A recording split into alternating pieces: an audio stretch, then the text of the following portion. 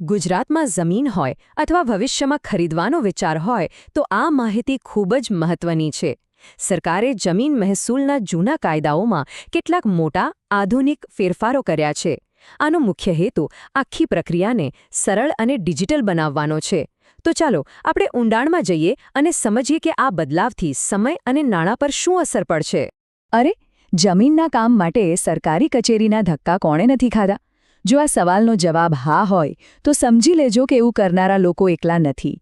વર્ષોથી કાગળોના ઢગલા અને ઓફિસોના અનંત ચક્કર એ જ જાણે જમીનના કામકાજની ઓળખ બની ગયા હતા. પણ સારા સમાચાર એ છે કે આ પરિસ્થિતિ હવે ઝડપથી બદલાઈ રહી છે. તો સવાલ એ છે કે આ બધી જૂની મુશ્કેલીઓનો ઉકેલ શું છે? સરકારે જે નવા સુધારા કર્યા છે ને એ સીધા આ જ સમસ્યાઓને ટાર્ગેટ કરે છે. મુખ્ય લક્ષ્ય એક જ છે, પ્રક્રિયાને એટલી સરળ, ઝડપી અને પારદર્શક બનાવવી કે સામાન્ય નાગરિકનો સમય અને શક્તિ બંને બચે. સૌથી મોટા ફેરફારોમાંથી એક, જેની બધા રાહ જોઈ રહ્યા હતા, એ છે બિનખેતી એટલે કે એને પરવાનગીની પ્રક્રિયા. પહેલાં જ્યાં ફાઇલોના ઢગલા હતા અને લાંબી અરજી પ્રક્રિયામાંથી પસાર થવું પડતું હતું, ત્યાં હવે જો જમીન યોગ્ય માપદંડોમાં આવતી હોય તો ઓનલાઈન મંજૂરી ગણતરીના સમયમાં મળી જાય છે. તો આ નવી સિસ્ટમ કામ કેવી રીતે કરે છે? ચાલો સમજીએ. બહુ જ સિમ્પલ છે.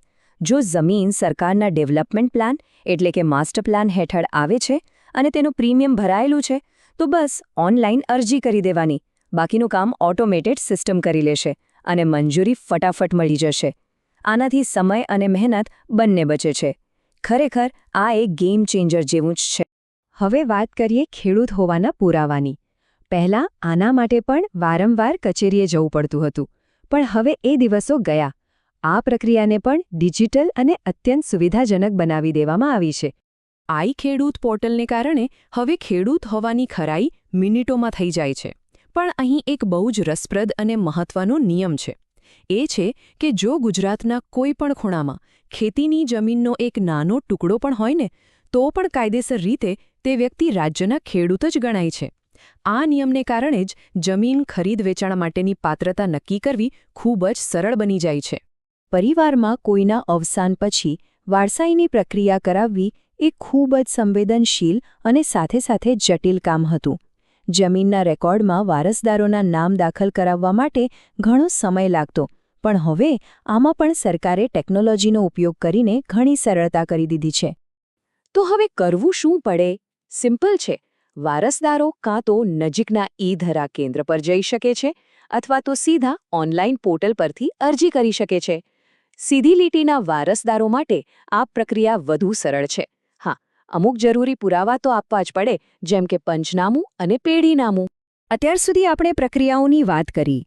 હવે વાત કરીએ એ શક્તિશાળી વસ્તુની જે આ બધા ફેરફારોને શક્ય બનાવે છે: ડિજિટલ દસ્તાવેજો. આ નામ ખાસ યાદ રાખી લેજો. NEROR. આ કોઈ સામાન્ય વેબસાઇટ નથી. આ તો જાણે જમીનના માલિકના હાથમાં આપેલો પાવર છે. હવે 7(12) અને 8(a) જેવા મહત્વના દસ્તાવેજો માટે કોઈની રાહ જોવાની કે કોઈના પર નિર્ભર રહેવાની જરૂર નથી. બધું જ આંગળીના ટેરવે ઉપલબ્ધ છે. અને આ ખાલી જોવા માટેના દસ્તાવેજ નથી. આની સૌથી મોટી વાત એ છે કે ડિજિટલ સહી સાથે આવે છે. એનો મતલબ શું થયો? એનો મતલબ કે આ દસ્તાવેજ 100% કાયદેસર છે. તેને કોર્ટમાં પુરાવા તરીકે વાપરી શકાય છે, બેંકમાંથી લોન લેવા માટે આપી શકાય છે, અને આ બધા માટે એક પણ વાર સરકારી ઓફિસ જવાની જરૂર નથી.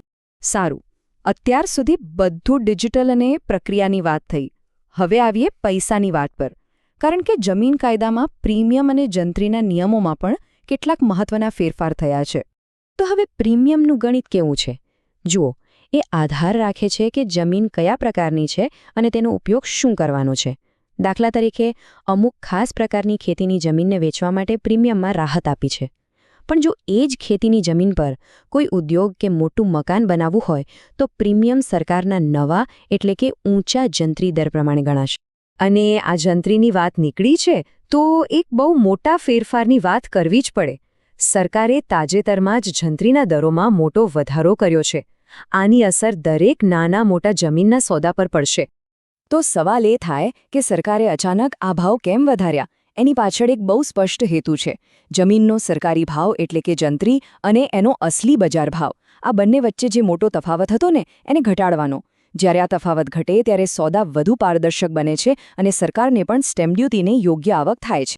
તો આટલા બધા ફેરફારો જોયા પછી હવે ભવિષ્યમાં જમીનનો કોઈ વ્યવહાર કરતી વખતે કઈ બાબતોનું ખાસ ધ્યાન રાખવું જોઈએ? ચાલો એના પર એક નજર નાખી લઈએ. એક મૂળભૂત નિયમ જે આજે પણ એવો ને એવો જ છે: ખેતીની જમીન ફક્ત ખેડૂત જ ખરીદી શકે છે. જો કે સારી વાત એ છે કે આ નવા સુધારાઓને કારણે હવે કોઈ ખેડૂત પોતાની જમીન વેચે તો એ આખી પ્રક્રિયા પહેલાં કરતાં ઘણી વધારે પારદર્શક બની ગઈ છે. અને હવે સૌથી છેલ્લી અને સૌથી મહત્વની સલાહ. ભલે બધી પ્રક્રિયાઓ ઓનલાઈન અને સરળ થઈ ગઈ હોય, પણ એ ન ભૂલવું જોઈએ કે જમીનના કાયદા હજુ પણ ખૂબ જટિલ છે. એટલે કોઈ પણ મોટો સોદો કરતા પહેલા હંમેશા 2 કામ ચોક્કસ કરવા. એક, સરકારી વેબસાઇટ પર લેટેસ્ટ માહિતી ચેક કરવી, અને બીજું, કોઈ સારા નિષ્ણાત વકીલની સલાહ લેવી. આ મૂડીને સુરક્ષિત રાખવા માટે ખૂબ જ જરૂરી છે. આ બધા સુધારાઓનું અંતિમ લક્ષ્ય શું છે? પારદર્શિતા. ટેકનોલોજીએ એક નવો રસ્તો તો બનાવી દીધો છે, પણ શું આ ડિજિટલ ક્રાંતિ જમીનના વ્યવહારોમાંથી બધી જ ગેરરીતિઓને જડમૂળથી દૂર કરી શકશે? આ એક મોટો સવાલ છે, અને એનો જવાબ તો આપણને સમય જ આપશે.